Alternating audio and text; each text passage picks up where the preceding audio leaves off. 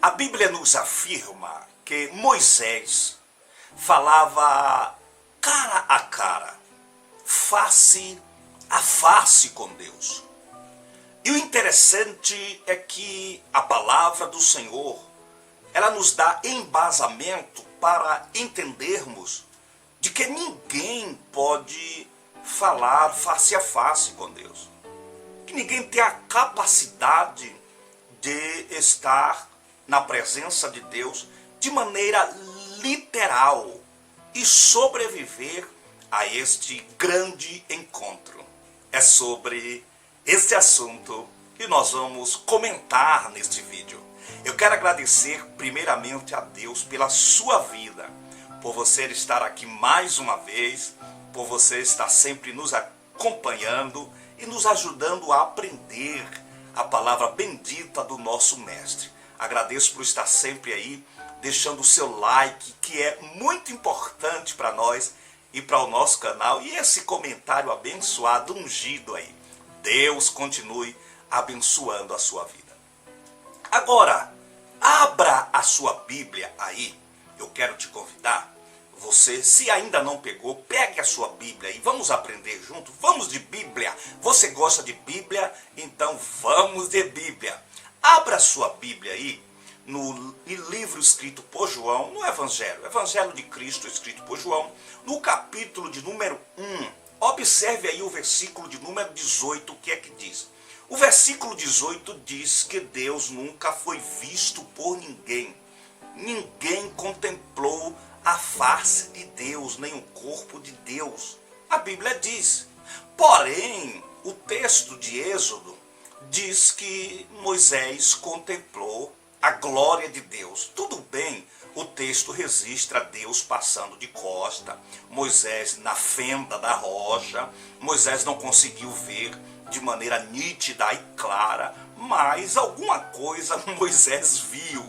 Mas afirmar que Moisés falava com Deus cara a cara, tete a tete, face a face, é meio complicado de se entender quando aparentemente nós até visualizamos uma contradição bíblica ou um erro de copista. E o que eu trago aqui nesse texto é o entendimento de que não há nenhuma contradição, nem nenhum erro de copista. O que nós temos aqui é a questão da interpretação bíblica de maneira correta. Quando você faz uma exegese do texto, buscando as suas linguagens originais, ou até mesmo usando a ferramenta da hermenêutica bíblica, que é o que nós estamos usando aqui para trazer a resposta para esse vídeo, logo entendemos que tipo de linguagem o texto sagrado está ressaltando, falando para nós. Quando você observa um dos evangelhos, você vê o próprio Filipe chegando diante de Cristo, salvo engano, escreveu João, quando ele diz: Senhor, mostra-nos o Pai. Filipe pede para que Cristo Jesus mostre para ele a Deus. Eu quero ver Deus, quero ver Deus. Jesus responde para ele: Filipe, eu estou há tanto tempo convosco e vocês ainda não conseguiram me ver? Quem vê a mim, disse Jesus, vê o Pai. Quem vê a mim, vê a Deus, enxerga a Deus, contempla a Deus, vê Deus face a face, cara a cara. O interessante é que o texto nos mostra Jesus abrindo o nosso entendimento para que nós possamos receber esse esclarecimento de que contemplar a Deus de uma maneira clara e evidente não pode ser propriamente contemplar a forma em que Deus é hoje e agora, nesse momento. Não, o que precisamos entender é que podemos estar diante de uma linguagem figurada. O texto está usando uma linguagem figurada para dizer que Moisés contemplou a glória. Moisés chegou tão perto na sua comunhão com Deus que sentiu a glória extensiva e poderosa de Deus e chegou ao ponto porque não foi nada mais, nada menos do que o próprio Moisés escrever de que a comunhão dele era tão íntima, tão forte com Deus, que ele chegava ao ponto de falar com Deus face a face. Sem esquecermos de usarmos a teofania bíblica. Quem já estudou teologia sabe o que significa a palavra teofania. Teo, Deus, fania, aparição, ou forma de aparecer, de se apresentar.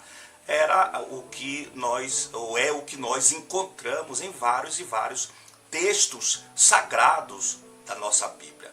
O interessante é que em algumas passagens bíblicas a palavra do Senhor fala acerca do anjo do Senhor.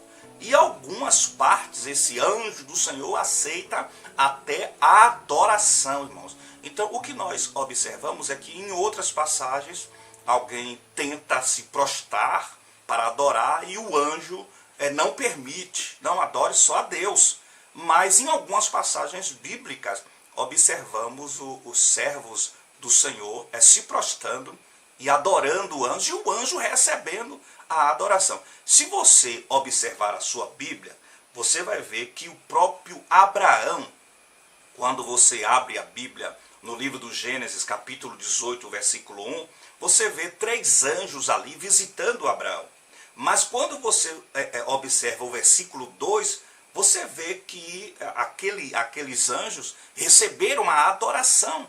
Observe aí o versículo 2 o que diz. Mas quando você examina o versículo 17, você vê que o versículo 17 identifica aquele anjo que apareceu ali como o Senhor. E o Senhor apareceu a Abraão e tal. Observe aí o versículo que diz. Denomina aquele anjo como Senhor. Então dá-se a entender a teofania bíblica, a maneira que Deus usava para se apresentar. Não significa que Moisés viu, conversava, batia papo com Deus nesse versículo aí de Êxodo 33, 11, onde o texto diz que Moisés falava face a face. Não significa que Moisés sentava numa cadeira, Deus em outra, e os dois batiam papos ali prolongados. Precisamos entender. Até porque, se você observar a Bíblia Sagrada no livro de Juízes, onde fala acerca de Manoá, que é o pai de Sansão, a Bíblia diz que certa feita ele pergunta ali, Juízes 13, observe aí o versículo 18, você vai ver que Manoá pergunta àquele anjo, que a Bíblia diz que é o anjo do Senhor, qual é o seu nome? E interessante que o anjo responde, por que perguntas qual é o meu nome? Visto que és maravilhoso. O anjo se identifica como maravilhoso. E o interessante é que quando você lê o livro do profeta Isaías, capítulo 9, versículo de número 6, Isaías denomina o nosso Deus como maravilhoso. O nome do nosso Deus, aquele que haveria de vir para restaurar Israel, o nome dele é maravilhoso. O mesmo nome do anjo que apareceu ali a Manoá. Que Deus em Cristo te abençoe de uma maneira maravilhosa. Não esqueça de deixar o like, hein?